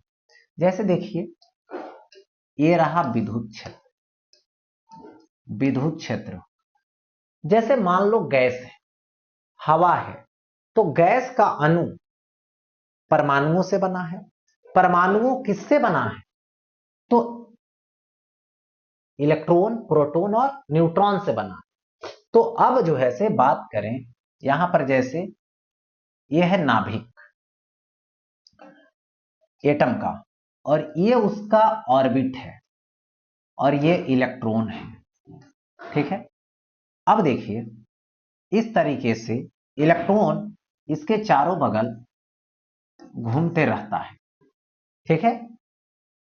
अब यहां पर क्या है कि ये जो प्लस वाला है, इस प्लस वाला पर विद्युत बल क्षेत्र की दिशा में लगेगा, और ये माइनस वाला पर विद्युत बल क्षेत्र के विपरीत दिशा में लगेगा। विद्युत क्षेत्र को बढ़ाते जाएंगे तो इस पर लगने वाला बल बढ़ता जाएगा। ठीक है, बल बढ़ता जाएगा। एक टाइम ऐसा आएगा कि ये खिंचाव बल इतना बढ़ जाएगा कि इसको अलग कर देगा, इलेक्ट्रॉन को बाहर निकाल देगा। तो इलेक्ट्रॉन जैसे ही बाहर निकलेगा तो ये आयन में बदल जाएगा, और यही आयन में बदलना क्या होता है, इलेक्ट्रॉन का निकलना, यही है वैद्युत विघटन। क्योंकि ये जो विद्युत क्षेत्र है वो इलेक्ट्रॉन है जो न्यूक्लियस के साथ अट्रैक्ट है, आकर्षित है ना, जुड़ा हुआ है। अब क्या होगा कि विद्युत क्षेत्र जो बाहरी विद्युत क्षेत्र भी है वो दोनों को अलग करने में लगा हुआ है, तोड़ने में लगा हुआ है, बेवफाई करवाने में लगा हुआ है। और जब निकाल देगा, विद्युत क्षेत्र बढ़ाते जाएंगे, एक समय ऐसा आएगा कि जब निकल जाएगा तो वही यहां पर क्या होगा, विद्युत विघटन होगा। अब देखो, इसमें आता है प्रावैद्युत शक्ति। प्रावैद्युत शक्ति का मतलब हुआ कि इस जो है से जो बेवफाई करवाने वाला है, जो बल लगा रहा है कि तुम दो अलग हो जाओ, तो एक निश्चित सीमा तक प्रयास करेगा कि अलग ना हो। ठीक है, कौन, न्यूक्लियस और इलेक्ट्रॉन। तो एक जो उसकी स्ट्रेंथ होगी, उसकी जो कैपेसिटी होगी, क्षमता होगी रोकने की, जहां तक वो रोक सके कि इतना विद्युत क्षेत्र तक, है ना, रोक लिया। जैसे मान लो 20 न्यूटन पर कूलम तक रोक लिया, तो इसका मतलब उतना क्या है, इसका स्ट्रेंथ है रोकने की, बैलेंस करने की, कि हम इतना तक नहीं इलेक्ट्रॉन को जाने देंगे। तो वही बोला जा रहा है, किसी प्रावैद्युत के लिए वह अधिकतम विद्युत क्षेत्र जिससे इस पर आरोपित करने पर इसका विघटन ना हो, यानी अधिकतम लगा रहे हैं लेकिन विघटन नहीं हो रहा, इलेक्ट्रॉन नहीं निकल रहा, तो उसे प्रावैद्युत शक्ति कहते हैं। और हवा के लिए जो प्रावैद्युत शक्ति होता है वो 3 × 10⁻6 वोल्ट पर मीटर होता है। किसके लिए, हवा के, एयर के लिए। यानी हवा में किसी भी वस्तु को आवेशित करेंगे तो उस वस्तु से उत्पन्न होने वाली जो विद्युत क्षेत्र है वो महत्तम इतना तक होगा। यदि इतना से ज्यादा करना चाहते हैं तो उसको और आवेशित करेंगे, जो संभव नहीं है, क्योंकि और आवेशित करेंगे उसको तो विद्युत जो है से विघटन होने लगेगा। ठीक है, और जो इलेक्ट्रॉन निकलेगा हवा से वो जाके उस वस्तु को न्यूट्रलाइज करने में, उदासीन करने में, जो कि उससे ज्यादा नहीं रख सकता है आप, क्योंकि हवा में इतना से ज्यादा उत्पन्न ही क्षेत्र नहीं हो सकता है। तो हवा के लिए हो। अब आता है धारिता, जिसको यहां पर क्या बोलते हैं, यहां पर बोलते हैं कैपेसिटी और कैपेसिटेंस। देखिए, कैपेसिटी और कैपेसिटेंस है क्या, तो धारिता का मतलब होता है धारण करने की क्षमता। जैसे कोई बोतल लेते हैं तो बोतल में पानी रखते हैं, तो पानी रखने की उसकी एक कैपेसिटी है कि वो बोतल 1 लीटर वाला है कि आधा लीटर वाला है कि 2 लीटर वाला है, तो उसकी एक क्षमता है धारण करने की, पानी रखने की, वही उसकी क्या है, धारिता है। तो उसी प्रकार से चालक द्वारा विद्युत आवेश धारण करने की जो क्षमता होती है, जितना कोई चालक विद्युत आवेश को रख सकता है, क्योंकि एक मैक्सिमम तक ही रखेगा, उससे ज्यादा नहीं रख सकता है, तो वही उसके लिए क्या है, धारिता है, विद्युत धारिता है। ठीक है, जिस तरीके से बोतल में पानी डालते जाएंगे, अमाउंट बढ़ाते जाएंगे, तो पानी का स्तर बढ़ता जाएगा, ऊंचाई बढ़ता जाएगा। तो वहां ऊंचाई बढ़ता है, यहां पर विभव बढ़ता है, वोल्टेज राइज करता है। ठीक है, तो एक जो है से वस्तु है जिसका दिया गया आवेश Q है, और उसकी जो विभव है वो कितना हो गया, V हो गया राइज करके। तो Q वैरिज V, तो Q = C, क्योंकि एक नियतांक लाते हैं जो C है, और यही नियतांक C है, इसी को क्या बोलते हैं, Q/V बोलते हैं। और यही C क्या है, धारिता है। इसी C को क्या बोलते हैं यहां पर, तो धारिता बोलते हैं, या तो विद्युत धारिता बोलते हैं। ठीक है, इसीलिए किसी चालक को दिए गए आवेश व चालक के विभव में हुई वृद्धि के अनुपात को धारिता कहते हैं। देखो C = Q/V, विद्युत आवेश बटे विद्युत विभव में वृद्धि, माने आवेश देने से। हो गया। अब दो बातें इसकी आती है, एक एसआई मात्रक आता है और एक डायमेंशन आता है। तो एसआई मात्रक इसका फैराड होता है, ठीक है, और 1 farad is equal to 1 coulomb per volt होता है। यानी किसी भी वस्तु को 1 कूलम आवेश देने से यदि उसमें 1 वोल्ट का विभव परिवर्तन हो, बढ़ जाए, तो उसके धारिता को 1 फैराड बोलते हैं। और यहां पर 1 देखो मिली फैराड यानी 10 to the power -3 farad, 1 micro farad यानी 10 to the power -6 farad, 1 nano farad यानी 10 to the power -9 farad, 1 pico farad यानी 10 टू दी पावर -12 फैराड। बीमा लोगे तो बीमा के लिए formula C is equal to Q by V, V is equal to आएगा W बाई क्यू। तो Q रहने दीजिए, V के जगह पे W बाई क्यू, तो Q ऊपर चला जाएगा, तो ये होगा 80 इंटू 80, W ले लेंगे तो ml2 T पर पावर -2, ऊपर चला जाएगा तो m पे पावर -1 होगा, l पे पावर ऊपर जाएगा, l पे पावर -2 होगा, t पे पावर 1, t पे पावर 1 और t पे पावर -2 ऊपर जाएगा तो t पे पावर 4 होगा, a पर पावर 1, a पर पावर 1, a पर पावर 2 होगा। दे दिया गया ऐसा। ये चीजें हो गई डायमेंशन से रिलेटेड। आगे बढ़ता हूं। अब देखो टॉपिक आता है इसमें, ठीक है, जिसका नेम है एकल गोलीय चालक की धारिता। मतलब ये गोलाकार चालक है जिसका त्रिज्या r है।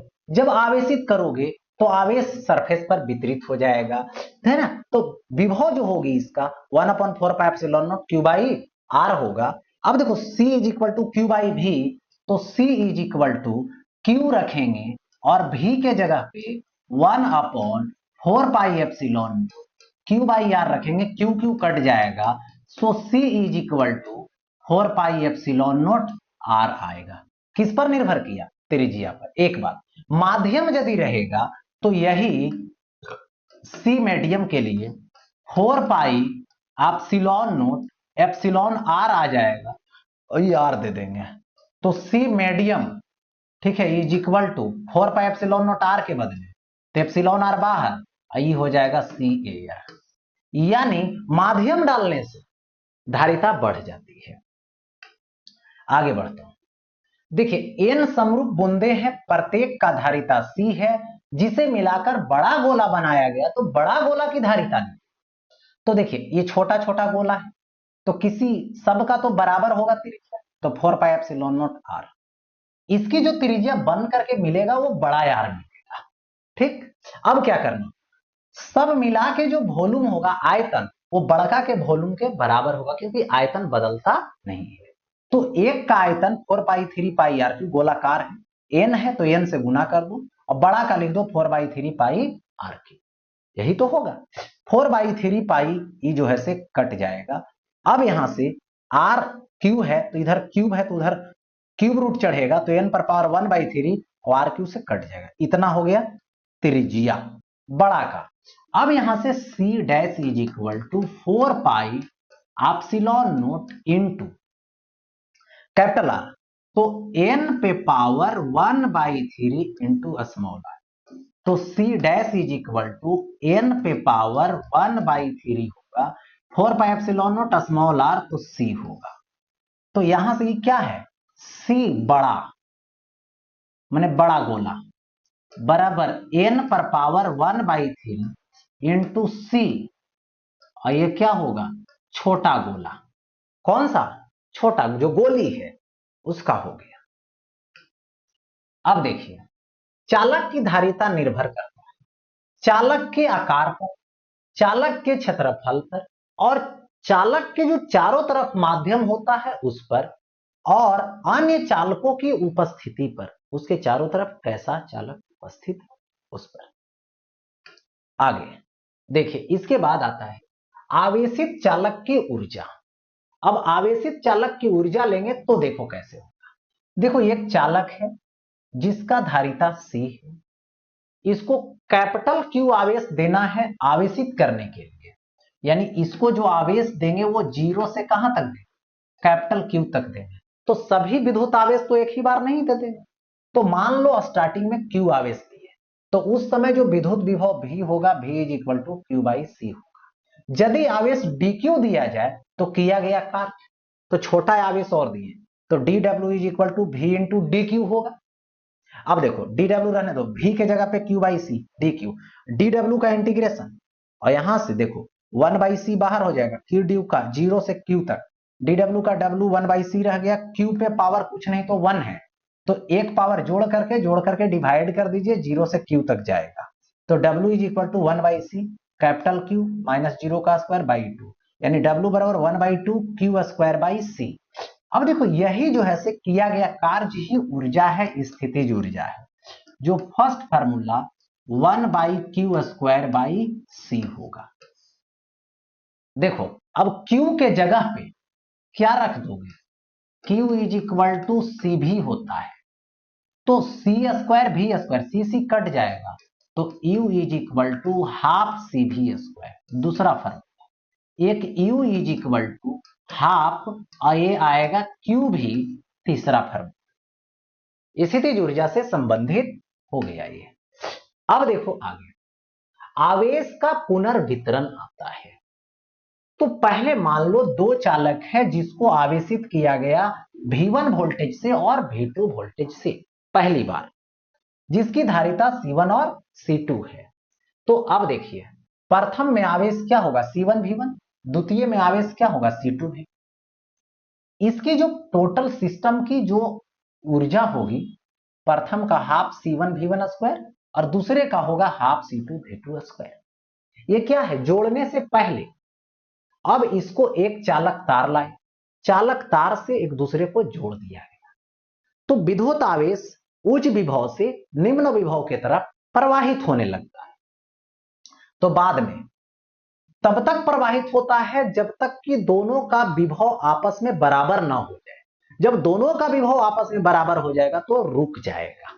चलिए, तो भी हो गया, Q1 डैश Q2 डैश आवेश हो गया, तो यहां पर उभयनिष्ठ विभव V इज इक्वल टू कुल आवेश बटे कुल धारिता, तो ये हो गया कुल आवेश Q1 Q2 Q1 plus Q2, क्योंकि एक दूसरे में गया आवेश बदलता नहीं है, कुल आवेश जो पहले का वह भी का रहेगा, तो कुल आवेश पहले वाला रखती है, धारिता।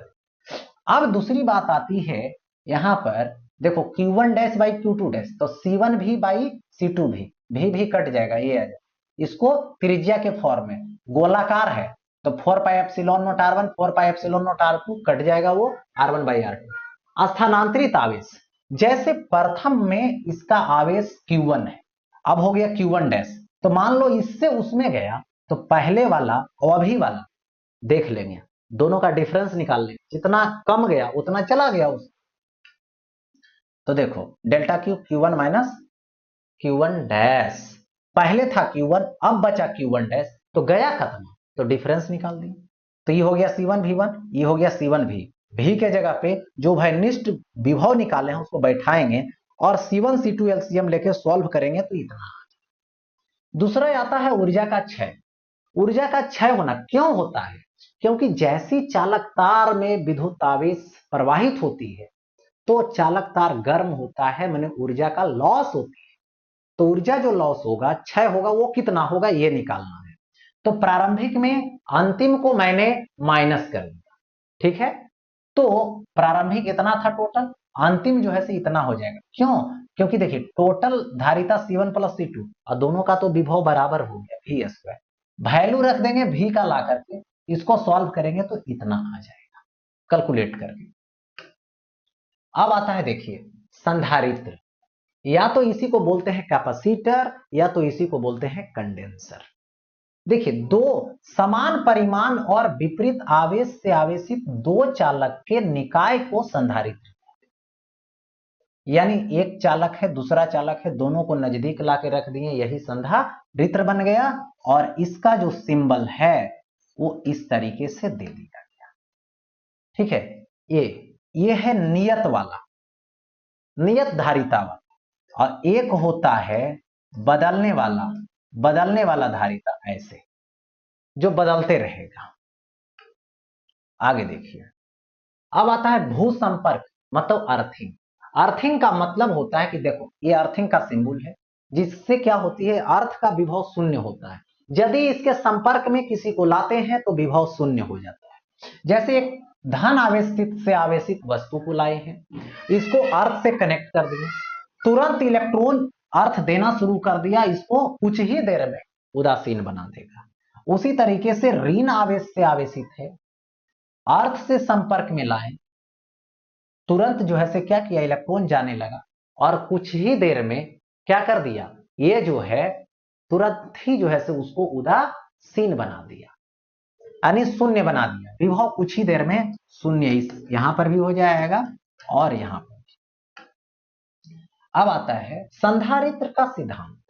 देखिए होता एक्चुअली क्या है, C बराबर क्या होता है, Q/V। संधारित्र एक ऐसी युक्ति है जो किसी चालक के ना तो आकार को बदलेंगे, ना तो आकृति को बदलेंगे, और उसकी क्षमता को बढ़ा दिया जाएगा।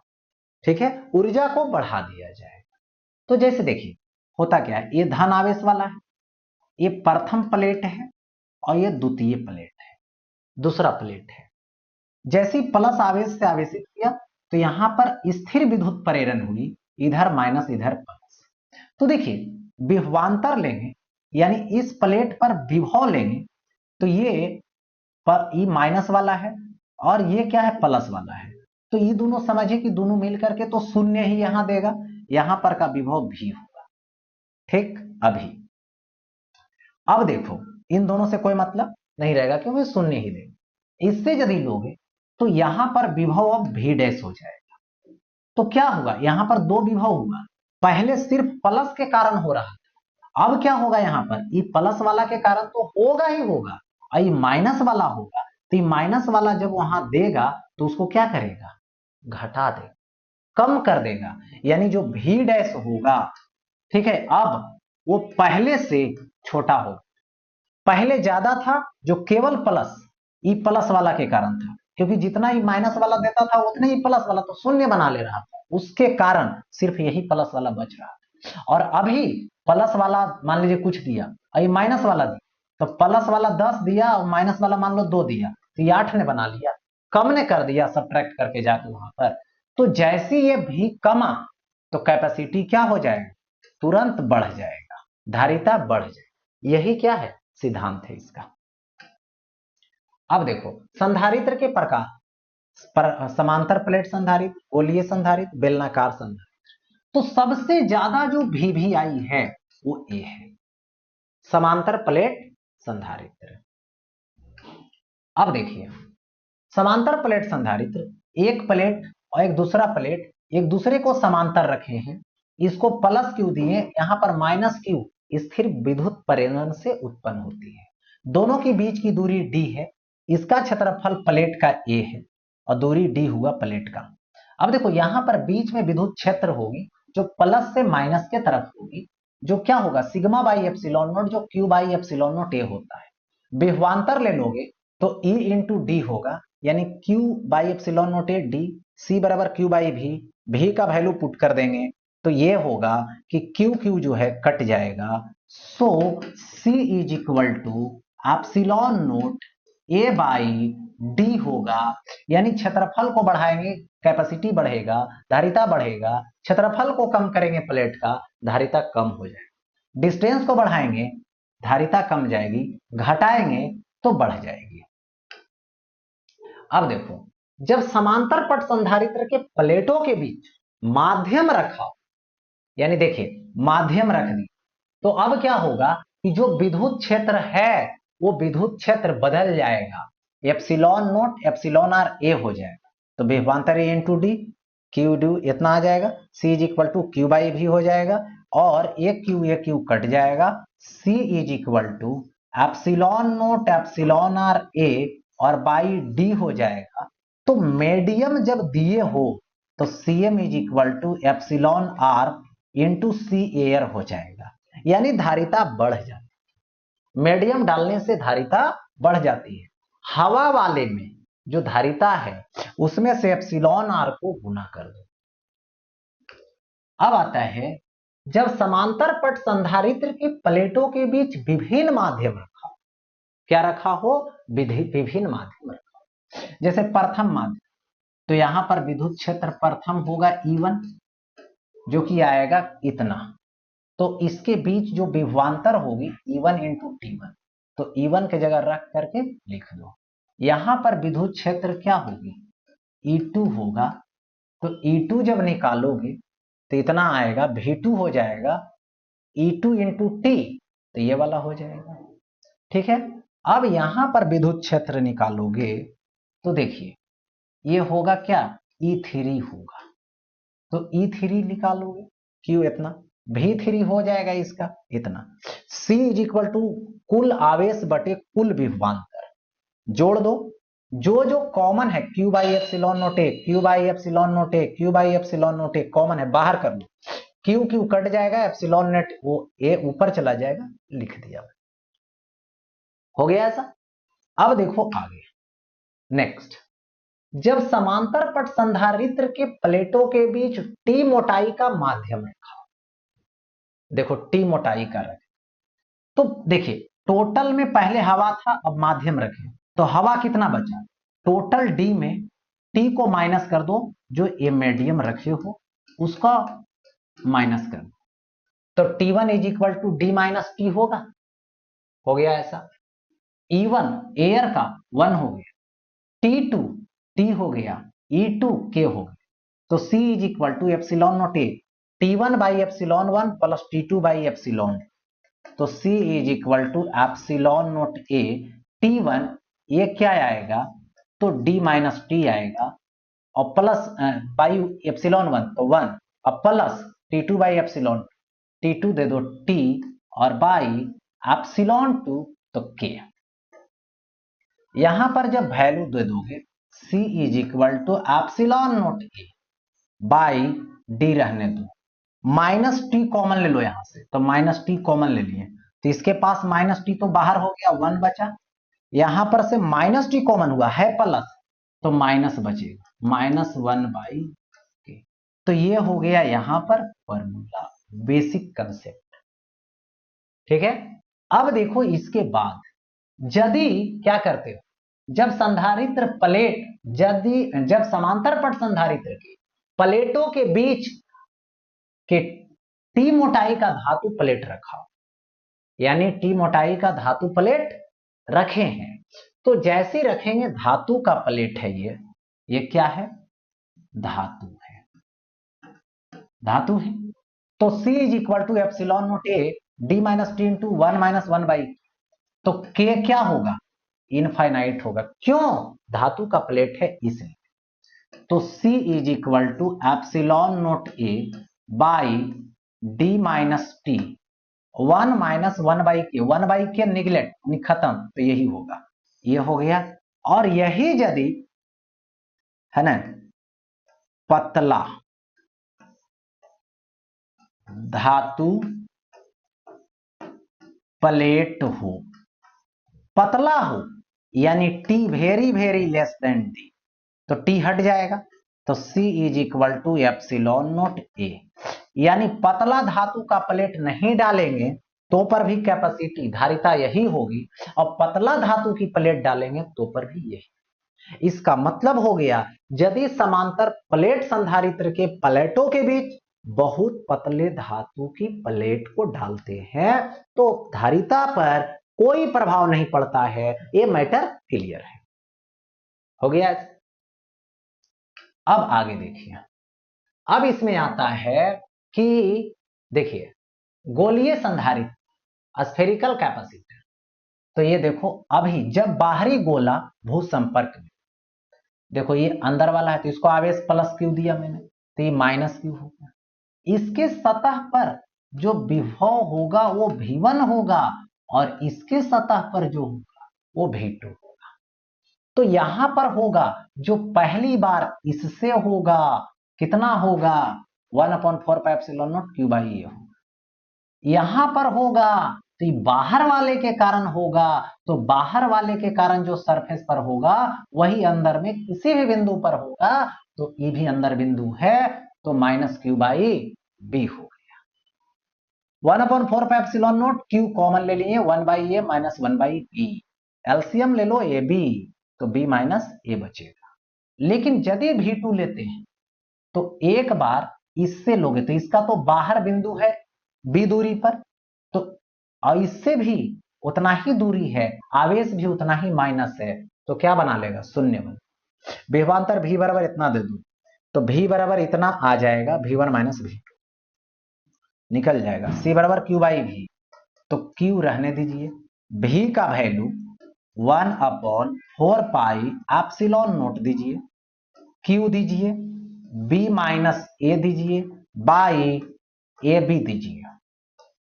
अब यहां से क्या करोगे तो क्यू क्यू कट जाएगा, ऊपर चला जाएगा, so c is equal to 4πε0 और ए बी ऊपर चला जाएगा, ए बी कहां चला जाएगा, ऊपर, और बाई कौन बचेगा, b माइनस ए। हो गया, दे दिया गया। अब जो है सेकेंड स्टेप, जब आंतरिक गोला भू संपर्क अंदर वाला, तो अंदर तो आवेश तो इसको देंगे, तो कुछ बाहर वाला सरफेस पर रहेगा, कुछ अंदर वाला, और ये माइनस हो जाएगा क्योंकि प्लस वाला उदासीन बना देगा ये जाके, तो माइनस प्लस मिल करके C1 बनाएगा, और सिर्फ ये प्लस वाला बच गया तो उससे ही होगा, दोनों को जोड़ दो तो 4πε0 b square by b minus A आएगा। अब देखो नेक्स्ट, बेलनाकार संधारित्र यानी सिलेंड्रिकल कैपेसिटर, तो सिलेंड्रिकल कैपेसिटर के बाहर बिंदु से कनेक्ट है, तो इसको अंदर वाले को आवेश दिए हैं जिसके प्रति एकांक लंबाई में लेमडा है विद्युत आवेश, तो ये एल है, तो इसका कुल आवेश कितना हो जाएगा, तो कुल आवेश जो हो जाएगा वो सिंपल में बोलेंगे Q is equal to lambda L बोलेंगे। तो सबसे पहले धारिता निकालने के लिए इन दोनों प्लेट के बीच विभवांतर चाहिए, तो r दूरी पर एक बिंदु लिए जहां पर विद्युत क्षेत्र क्या होगा, इस लंबा वाला के सिलेंड्रिकल से इतना होगा, ये बाहर वाले के कारण तो विद्युत क्षेत्र शून्य होगा, dv is equal to minus E D R होगा, इंटीग्रेट कर देंगे, ई का वैल्यू रख करके 1/r रहेगा, डी आर रहेगा, इंटीग्रेट कर देंगे 1/r का लॉग r होगा, तो क्या होगा b माइनस ए रखेंगे तो ln b बाई ए हो जाए, तो c is equal to Q by V का वैल्यू पुट कर दो, तो यहां से q के जगह पे लाओगे लेमडा एल और इसका वैल्यू, तो लेमडा लेमडा तो कट जाएगा, एल बचेगा और ये 2πε0 ऊपर ये हो जाएगा। ln मतलब नेचुरल लॉग जिसमें बेस ई होता है, जैसे ln b बाई ए है तो इसको लिख सकते हो लॉग, देखो b by A to the base e, यानी इसका बेस ई रहेगा, यानी ये बेसिक फॉर्मूला हो गया जो बहुत बहुत कम यूज आएगा, ना के बराबर। अच्छा, अब देखो आता है विद्युत ऊर्जा घनत्व, ठीक है, इलेक्ट्रिक एनर्जी डेंसिटी। तो देखिए सबसे पहले ये समांतर पट संधारित्र है ना, जिसकी धारिता ε0 a/d होगा, इसको यदि भी वोल्ट से आवेशित मैंने कर दिया प्लस और ये माइनस, तो इसकी जो ऊर्जा होगी U बराबर 1/2 CV स्क्वायर, ठीक। अब देखो C के जगह पे मैंने रख दिया ε0 a/d, अब भी स्क्वायर, d गुना कर दिए, d भागा दे दिए, कर दिए, कोई अंतर नहीं पड़ेगा। अब देखो यहां से U 1/2 रहा, ε0 रहा, अब देखो v square by D square, तो v बाई डी का होल स्क्वायर और ए डी को साइड कर, तो यहां से U is equal to 1/2 ε0 v square by D, ये क्या हो जाएगा, यहां पे आयतन हो गया, एडी आयतन हो गया, तो ऊर्जा घनत्व यूई, ऊर्जा देखो 1/2 epsilon note VD by E, तो वोल्टेज बाई डी, इसको ई बोलिएगा, ई स्क्वायर इंटू आयतन, अब बटे आयतन है, तो आयतन आयतन तो कट जाएगा, तो यू ई बराबर 1/2 एप्सिलॉन नोट ई स्क्वायर हो दे दिया गया ऐसा ऊर्जा घनत्व का फॉर्मूला। अब देखो संधारित्र के प्लेटों के बीच बल, अब देखो संधारित्र के प्लेट है, उसके बीच हम बल लेने वाले हैं, तो ये प्लेट प्लस क्यू आवेश से, ये प्लेट माइनस क्यू आवेश से, ये जो विद्युत क्षेत्र उत्पन्न करेगा इसके पास ई है, उस क्षेत्र में माइनस क्यू है, तो माइनस है तो विद्युत क्षेत्र इधर, तो उस पर बल लगेगा इधर बी ए, माने बी पर ए लगेगा। ये जो माइनस वाला है इसके पास विद्युत क्षेत्र उत्पन्न करेगा अपने तरफ माइनस के तरफ, तो ई बी, उसके क्षेत्र में ये वाला प्लेट है। देखो तो दोनों का विद्युत क्षेत्र आपस में बराबर हो, सिग्मा बाई 2 एप्सिलॉन नोट, किसी एक के कारण है इसे। अब बल निकालेंगे तो क्यू ई ए होगा या तो क्यू ई बी होगा, दोनों के लिए, तो क्यू बाई 2 एप्सिलॉन नोट ए, तो यहां से एफ ए बी बोलिए या तो एफ बी ए बोलिए, जो Q square by 2 epsilon naught A होगा, मतलब दोनों के लिए विद्युत बल आपस में बराबर होगा, और कैसा होगा, अट्रैक्शन वाला।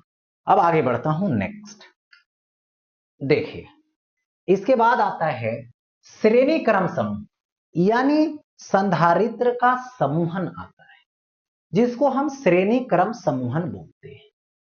अब देखिए दो संधारित्र है C1 C2, दोनों को सीरीज में मैंने जोड़ दिया, लगातार जोड़ दिया, भी वोल्टेज अप्लाई किया, तो यहां से विद्युत आवेश, देखिए सीरीज में क्या होता है कि विद्युत आवेश समान होगा, लेकिन विभवांतर अलग अलग हो जाएगा जब धारिता अलग अलग होगी, और वो भी यदि धारिता सेम होगी तो विभवांतर भी सेम होगा, बट इस विभवांतर का डिवीजन होगा, जितना संधारित रहेगा उतना में बंटवारा हो, ठीक।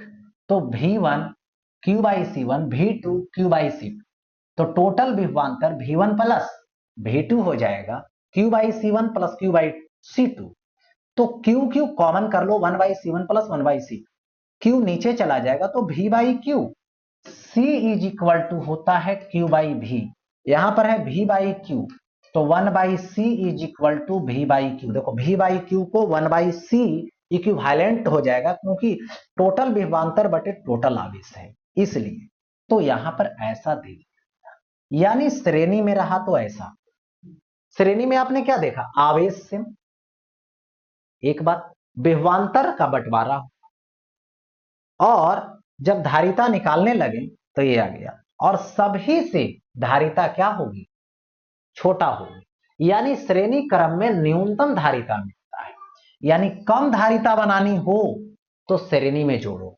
जिसमें दो गो जब रहेगा तो C equivalent is equal to C1 C2 by C1 plus C2 होगा दो के लिए, यदि n रहेगा n, तो इसके लिए क्या करूं, यहां से 1 by C equivalent is equal to 1 by C1 plus 1 by C2 plus dot dot dot plus 1 by Cn, ठीक है। और वही यदि n कैसा रहेगा, समरूप रहेगा, एक समान रहेगा, ठीक है, तो C सीरीज में, श्रेणी में C बाई n होगा, यानी एक वाले धारिता में, एक संधारित्र की धारिता में n से विभाजित हो गया ऐसा।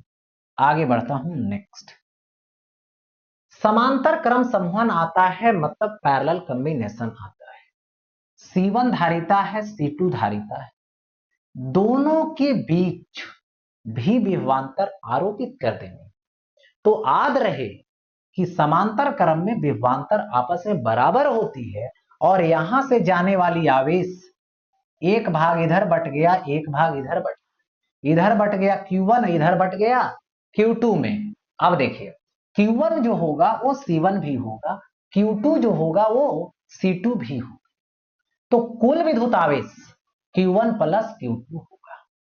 तो C1 भी प्लस C2 भी सेम होगा। भी कॉमन कर लीजिए, भी नीचे ले जाइए, C इक्विवेलेंट।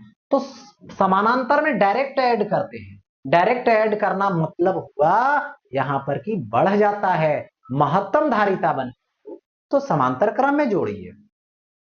ठीक है, यदि इसी तरीके से n रहेगा तो समानांतर में C1 plus C2 plus dot dot dot plus Cn होगा, है ना। और यदि n है लेकिन कैसा है, तो समरूप है, तो n है और समरूप है, तो Cp बराबर क्या आएगा, Nc आएगा, Cp में आ गया पैरेलल में। आगे देखो, अब आता है यहां पर प्रावैधुत पदार्थ में प्रेरित आवेश। देखो ये समांतर प्लेट संधारित्र, क्यू और माइनस क्यू होगा, विद्युत क्षेत्र होगा ई नोट, तो इसके बीच जो विद्युत क्षेत्र होगा sigma by epsilon naught, Q by epsilon naught A में बदल गया। अब जैसे ही रखें तो इधर क्या हो गया, प्लस वाला माइनस को खींचा, इधर माइनस क्यू डैश, इधर हो गया क्यू डैश प्लस में, और यही क्यू डैश जो है इसी को क्या बोलते हैं, तो हम प्रेरित आवेश बोलते हैं, इसको क्या बोलते हैं, प्रेरित आवेश। तो यहां पर जो विद्युत क्षेत्र होगा इस प्रेरित आवेश के कारण वो ई डैश होगा जो प्लस से माइनस के तरफ होगा, तो q dash by epsilon not. और ये होगा परिणामी, इन दोनों का परिणामी जो माध्यम डालने से होगा, तो मीडियम डालने से इतना, तो ई मीडियम दे दिए ऐसा, तो मीडियम के जगह पे q by epsilon naught K is equal to E naught, तो क्यू बाई ये एप्सिलॉन नोट ये हो गया माइनस ई डैश, यानी ये हो गया क्यू डैश, और बाई एप्सिलॉन नोट, ये माइनस में है तो इधर प्लस में आ गया Q dash by epsilon naught A, ये हो गया क्यू और बाई एप्सिलॉन नोट ए, इधर प्लस में तो उधर माइनस में, तो क्यू बाई एप्सिलॉन नोट के ए हो गया ऐसा। अब देखो यहां से Q dash by epsilon naught A हो गया, Q by epsilon naught A बाहर कर लेता हूं मैं, तो यहां से 1 माइनस 1 बाई के होगा, तो एप्सिलॉन नोट ए कट जाएगा, सो क्यू डैश का मोड परिमाण कितना आएगा, क्यू इंटू 1 माइनस 1 बाई के आएगा, होगा, दे दिया गया, यही है प्रेरित आवेश। अब देखो जब संधारित्र के प्लेटों के बीच प्रावैधुत प्लेट रखा गया, समझ गए, प्रावैधुत प्लेट रखा गया हो तब की बात हो रही, सिर्फ संधारित्र है, अभी प्लेट नहीं रख रहे हैं और भी वोल्टेज से जोड़ दी, तो इसका विद्युत आवेश Q बराबर सी भी होगा, इसकी जो एनर्जी हो वो हाफ सी भी स्क्वायर। लेकिन अब क्या है, प्लेट डालेंगे, तो प्लेट डालने की दो सिचुएशन हो सकती है, या तो आप वोल्टेज को लगाए रखें या तो वोल्टेज को डिस्कनेक्ट कर दें, सेल को डिस्कनेक्ट कर दें, ये आप पे ऊपर डिपेंड करता है। तो फर्स्ट में है जब संधारित्र सेल से जुड़ा हो तो किया गया कार्य, अभी सेल से जुड़ा हुआ है, मतलब वोल्टेज जो है वही प्रोवाइड करता रहेगा, वही सोर्स है, इसलिए भी क्या होगा, नियत होगा, भी में कोई परिवर्तन नहीं, तो भी डैश बराबर भी हो, क्योंकि अभी जो बदलना चाह रहा था लेकिन बदला, सी डैश पहले सी था लेकिन अब के कांस्टेंट वाला आ गया, तो के मल्टीप्लाई हो गया के सी हो गया, जैसी धारिता बढ़ा वोल्टेज वही है, तो विद्युत आवेश बढ़ जाएगा, क्योंकि धारिता बढ़ गया, धारण करने की क्षमता बढ़ गया, तो आवेश तो ज्यादा लेगा, तो क्यू डैश बराबर सी डैश इंटू भी डैश, सी डैश के जगह पे के सी, भी डैश के जगह पे भी, तो q dash is equal to K रहने दो, सी भी का वैल्यू क्यू हो गया पहले वाला। एनर्जी क्या होगा, U final half C dash V dash, तो सी डैश का वैल्यू के सी रखो, भी डैश का वैल्यू भी ही रखो, इतना हो। किया गया कार्य फाइनल माइनस इनिशियल, तो W बराबर यू फाइनल देखिए क्या आया, हाफ के सी भी स्क्वायर माइनस इनिशियल लोगे तो इनिशियल क्या था, हाफ सी भी स्क्वायर था, देख सकते हाफ सी भी स्क्वायर। अब देखिए तो यहां से किया गया कार्य W बराबर यहां से आ जाएगा हाफ सी भी स्क्वायर, यहां से बचेगा के, यहां से बचेगा -1, यानी यही क्या हो गया, किया गया कार्य हो गया ऐसा। अब आगे बढ़ता हूं नेक्स्ट 2 नंबर में, जब आवेशित जो संधारित्र है सेल से नहीं जुड़ा हो तो किया गया कार्य, यानी अभी कह सकते हो कि सेल से जुड़ा हुआ नहीं हो, मतलब सेल से डिस्कनेक्ट कर दिया गया, हटा दिया गया, तो जो वोल्टेज प्रोवाइड करने वाला था वो तो हट चुका है, जो आवेश पहले से है वही आवेश रह जाएगा, उसमें कोई परिवर्तन होने वाला नहीं। तो अभी क्यू नियत रह गया, क्योंकि धारिता बढ़ा रहे हैं प्लेट डालकर संधारित्र में प्रावैधुत डालकर, लेकिन हो क्या रहा है, यहां हो ये रहा है कि इसमें आवेश देने वाला कोई है ही नहीं, तो ये हो गया आवेश नियत, यानी क्यू डैश बराबर सी डैश बराबर के सी, क्योंकि के आया है डाइलेक्ट्रिक कांस्टेंट प्रावैधुत नियता, तो उतना गुना हो। वोल्टेज बदल जाएगा क्योंकि धारिता बदल गया, आवेश वही, तो विभवांतर बदल जाएगा। भी डैश बराबर q dash by C dash, q dash q है, सी डैश के सी है ना, क्यू बाई सी पहले वाला तो भी हो जाएगा, तो भी बाई के final half C dash V dash, half C dash के जगह पे के सी, भी डैश के जगह पे भी बाई के है ना होल स्क्वायर, तो के कट जाएगा, हाफ सी भी स्क्वायर बाई, तो यहां पे W is equal to final में रखो, क्या हो जाएगा फाइनल में, हाफ हो जाएगा सी भी स्क्वायर बाई के हो जाएगा, माइनस हाफ सी भी स्क्वायर हो जाएगा, तो हाफ सी भी स्क्वायर कॉमन कर, तो ये क्या हो जाएगा, हाफ हो जाएगा सी भी स्क्वायर हो जाएगा 1 बाई के -1 हो जाएगा, यही किया गया कार्य आ गया। ठीक है, तो ये जो है से रिवीजन जो सेकेंड चैप्टर का था इलेक्ट्रोस्टैटिक्स के सेकेंड पार्ट का था वो समाप्त।